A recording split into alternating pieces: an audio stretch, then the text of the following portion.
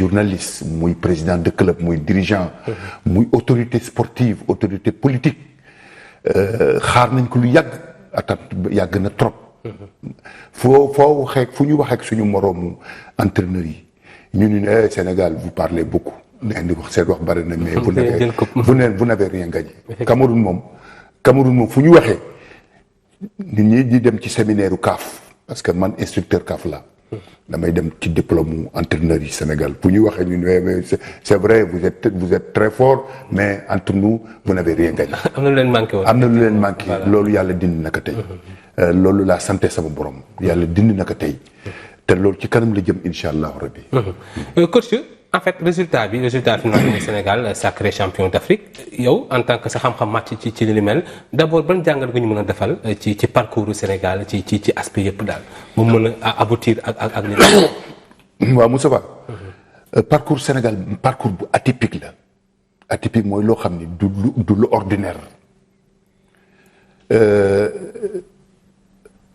li tax ma ni atypique dafa nekkul benn parcours boo xam ni boo xoolee début parcours bi munoo woon ni Sénégal dana jël Coupe d'Afrique.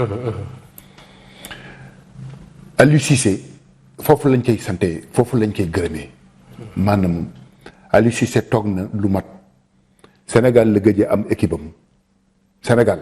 la gëjee am équipe normale am. Sénégal ci ba mu nekkee regroupement Sénégal. ba avant muy dem ba mu nekkee fii ci Sénégal. waaw ba avant muy dem avant muy dem la 4. Covid am na fi blessure Ismaïla Sarr blessure Crépin Diatta blessure Koulibaly booleeg maintenant les cas de Covid ñu dem Bafou Sam Aliou Cissé dem na ba nga xam ni 15 éléments la am 15 éléments. ci équipe bi ci 15 éléments ñoo nekkoon ñoo wéroon ba pare mën a entraîner. premier match am Aliou Cissé am na lu mat 7 Covid waxuma blessure yi de. 7 Covid am na ko. deuxième match am ba léegi moom daf fi bàyyi sax ay jours ba muy dem. daf fi bàyyi lu mat 7 jours fii. 7 jours Sénégal. waaw 7 xaw ma 8. yoo xam ni ñoom Saliou Sarr ñoom Matar Sarr ñoom Kalidou Koulibaly. ñoom comment il s'appelle Nampalis. ñoom ñëpp daf leen fi bàyyi. ba mu demee également mu am des cas de Covid gis nga suñu premier match ñan ñoo joué. góol bi fàtte naa Edouard Mendy. effectivement Edouard Mendy daanaka ñaari match yu njëkk yëpp joué wu ko. Kalidou Koulibaly ñaari match yëpp joué wu ko. loolu mu nekk lu doy waar coow li bare lool. coow li bare ci Sénégal coow li bare ci bitim réew.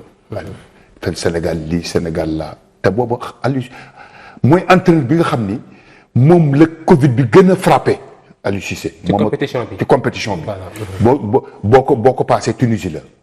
parce que Tunisie ba ñu demee ba troisième match am xaw ma huitième de finale am effectivement am na lu mat 11 cas de Covid. donc moom mi ngi soog a am équipe am ci troisième match am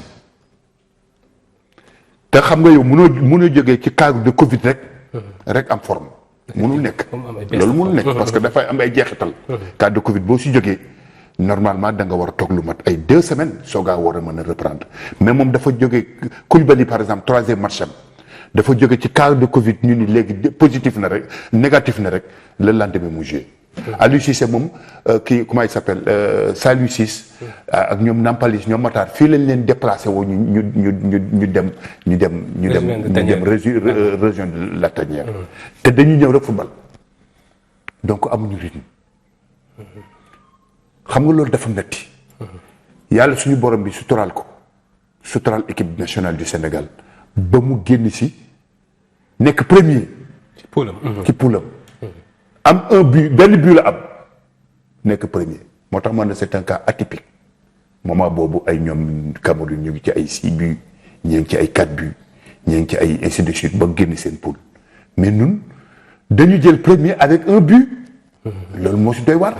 nekk lu atypique lu yéeme. waaw lu yéeme amul fenn Algérie dafa am un but dem ñibbi ba mu amee 1 but moom. ci premier tour am. voilà dafa ñibbi.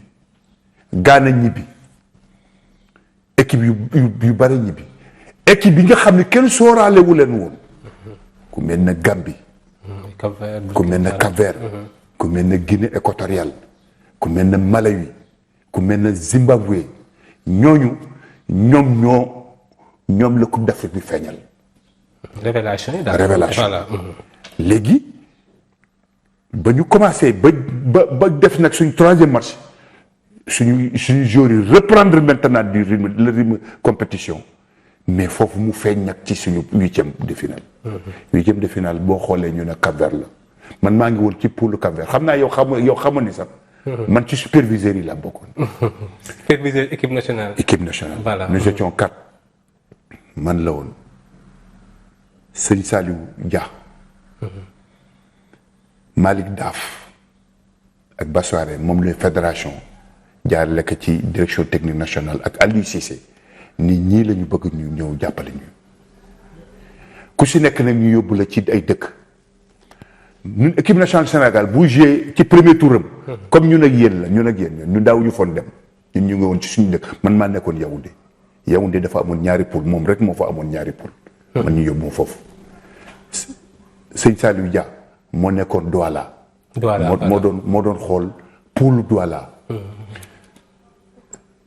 Malick Daaf moo nekkoon poule Limbé. foofu tamit dafa am lu mat 4 équipes yu fa nekk. Garoua.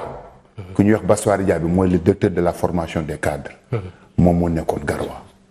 Sénégal bu joué ñun premier tour bi ñun demuñu